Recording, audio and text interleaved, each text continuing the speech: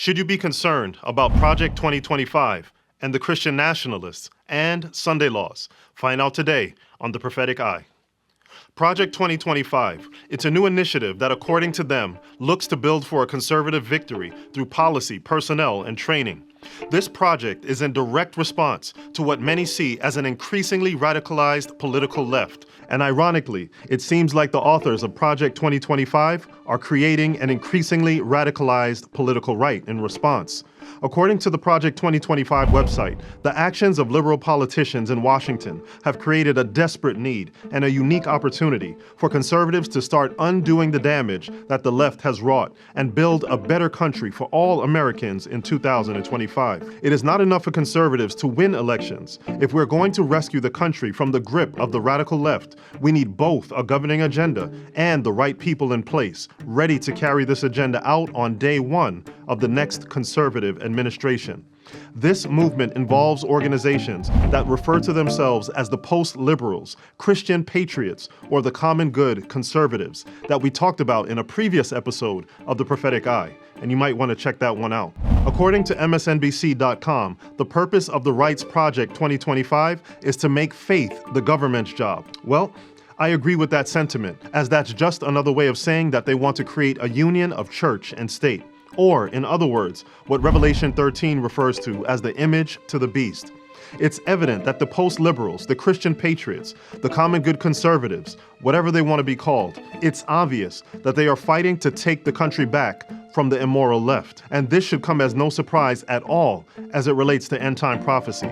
In the book The Great Controversy, we find a description of the battle between the right and the left. On page 587, it says, "This very class put forth the claim that the fast-spreading corruption is largely attributable to the desecration of the so-called Christian Sabbath, and that the enforcement of Sunday observance would greatly improve the morals of society." Do you see it?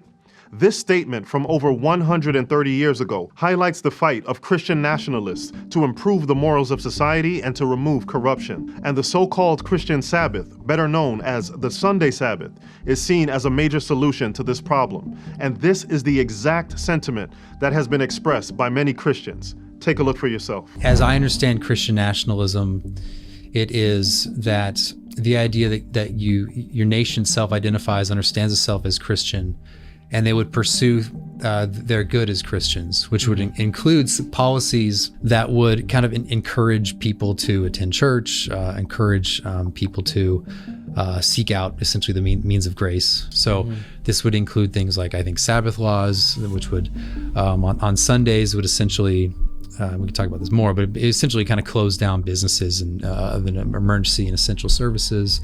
And that would be a way of not forcing people to attend church or do any sort of worship, but it would be kind of a reminder for the people that this is what this day is for, and you should do it. Again, this was something that was common in the past within this country to have that, have Sabbath laws, is basically that what you're doing is it's a de facto privileging of Christianity, because which religion has the Sabbath on Sunday? Well, it's Christianity, and so you're not doing it on Saturday. You're not doing it. So you're explicitly saying this is a Christian land, and we're gonna all force you to obey some sort of Christian. And so that's the best critique. And I would just say, that's exactly what it does. This article from MSNBC.com also highlights the focus on observance of the so-called Christian Sabbath. It says, Berry worries that God ordained the Sabbath as a day of rest, and until very recently, the Judeo-Christian tradition sought to honor that mandate by moral and legal regulation of work on that day, and blames consumerism and secularism for the decline in Sabbath observance. Notice what they're talking about: Sabbath or Sunday rest, the loss of morality. It's clear to me that prophecy is being fulfilled right before our eyes, which is why I was so confused by a statement that I came across online. It says, the expectation that in the end of time a universal Sunday law will be enforced by the civil authorities upon the insistence of the public and at the demand of the apostate churches seems to be more and more unrealistic. This statement was from an article posted on August 21st, 2023, and its purpose is to challenge the concept of a Sunday law as it relates to the Adventist interpretation of Revelation 13. If you don't know the Adventist interpretation of this chapter, it's very simple, and it goes like this. Number 1, it identifies the first beast of Revelation 13 as the papacy. And number 2, it identifies the second beast of Revelation 13 as the United States, as a Christian nation that leads out in enforcing something called the mark of the beast. And what I believe to be the correct interpretation of the mark of the beast is the so-called change of the Sabbath from Saturday to Sunday, which, by the way, the Catholic Church openly says is their mark of authority. The Bible teaches that this changed day of worship will eventually be enforced, and those who hold to the true Sabbath will be persecuted, just as it was during the Dark Ages. Adventists have been talking about what we're seeing right now in efforts like Project 2025 for over 150 years as something that is going to happen someday. And obviously, as of today, while I'm recording this, that day has not yet come. But the question that begs to be answered is, are we seeing the beginning stages of this movement to legislate a day of worship? Many don't think so, as you can see from this other statement that says, the notion that Seventh-day Adventists will be singled out for persecution for keeping the Sabbath because Sunday laws will have made it illegal to go to church on Saturday is an invention of Ellen White, in particular, her book, The Great Controversy. And there it is. Some think that this is all fiction, an invention of Ellen White. I've seen this sentiment over and over again, as the concept of people in our postmodern world seeking Sunday legislation is ridiculous to many. But as you're about to see, it's not ridiculous anymore. Project 2025 recently released a 920-page document that outlines their goals for 2025. This document, entitled Mandate for Leadership, was produced by a group of largely Christian conservatives that have put aside their differences and have come together for a common goal. Now, pay attention to the words and sentiments that you're about to see in this video clip. And then I'm going to read a statement from The Great Controversy, the same book that some people think is fiction. We are bringing this out before the primaries to bring the candidates to our point of view.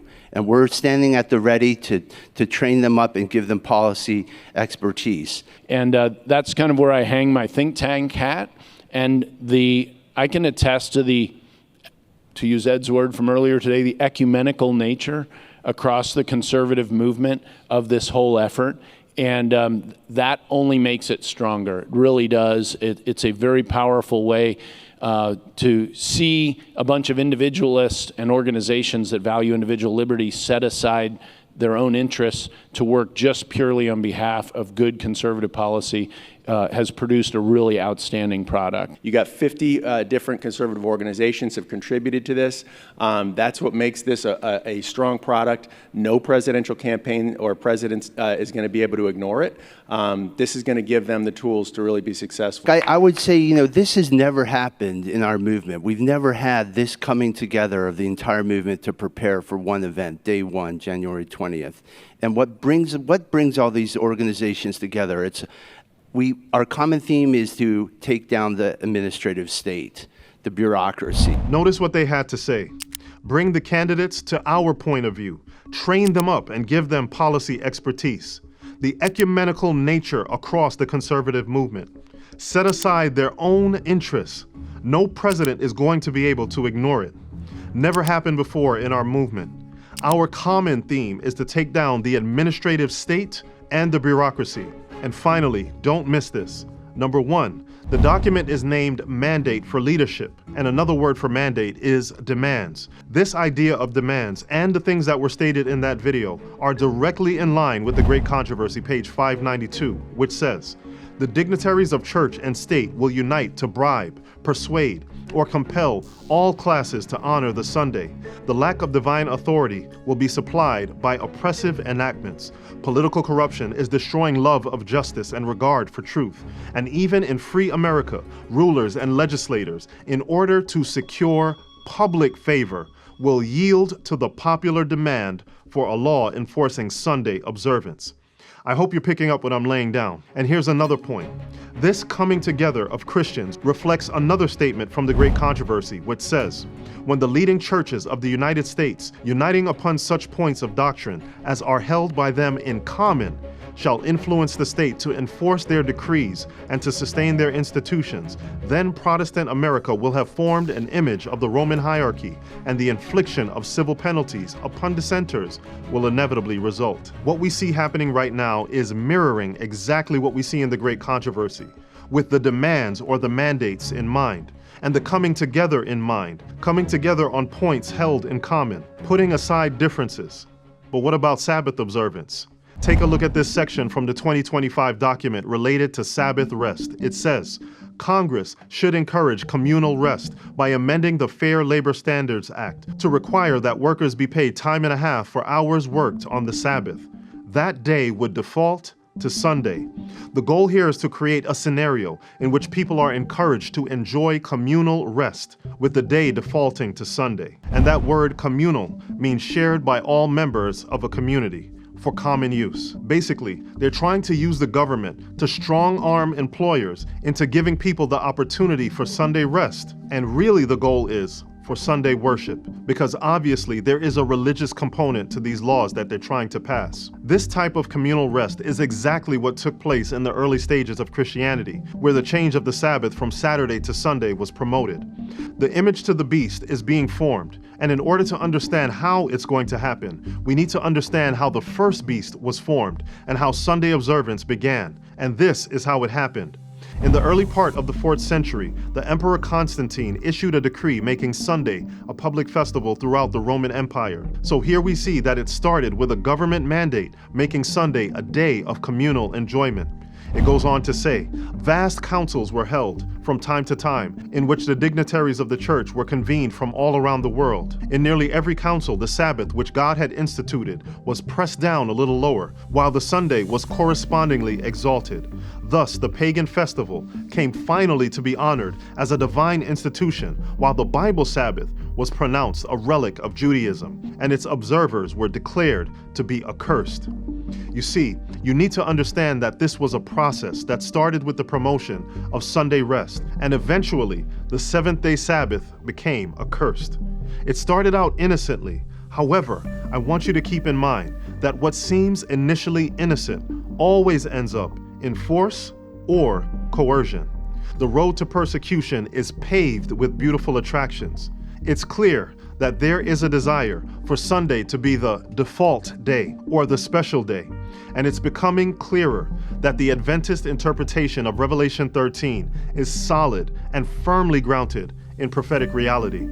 The Christian nationalists are on the rise, and they're actively seeking to place Sunday laws on the agenda for the future of America as they seek to combat the rise of immorality in this country. There are some that believe that this is much ado about nothing. Nothing to see here, folks. This would never happen in America. But for those of you who have the prophetic eye, you can see it clearly. And as we see these discussions increasing, it is so important that we take notice and use our voice and influence to reject and denounce the policies of religious zealots for as long as possible. And this must be done in a Christ-like manner that echoes the words of Jesus that his kingdom is not of this world. There's one more thing I really need you to see. It relates to a verse that's very important to me, which is the holding of the winds described in Revelation chapter 7. It says, "It was God that restrained the powers, and that he gave his angels charge over things on the earth, and that the 4 angels had power from God to hold the 4 winds, and that they were about to let them go. And while their hands were loosening, and the 4 winds were about to blow, the merciful eye of Jesus gazed on the remnant that were not sealed. Then he raised his hands to the Father and pleaded with them that he had spilled his blood for them. Then another angel was commissioned to fly swiftly to the 4 angels and bid them hold until the servants of God were sealed with the seal of the living God in their foreheads." As he promised, God has held the winds for over 130 years. And now it seems to me that the winds are increasingly being let go. I have no idea exactly when it will be. I have no idea how long it will be, but I do know that just as the Bible has predicted, it will be. And I know that God wants you and I to have his character so that you can be sealed and so that I can be sealed. Today, I want to invite you to go to God. Place your faith firmly in Christ, and his promise is that you can have the assurance of salvation today, and he promises to be with all of us as we seek to remain faithful to him. God bless, and please remember to keep the prophetic eye.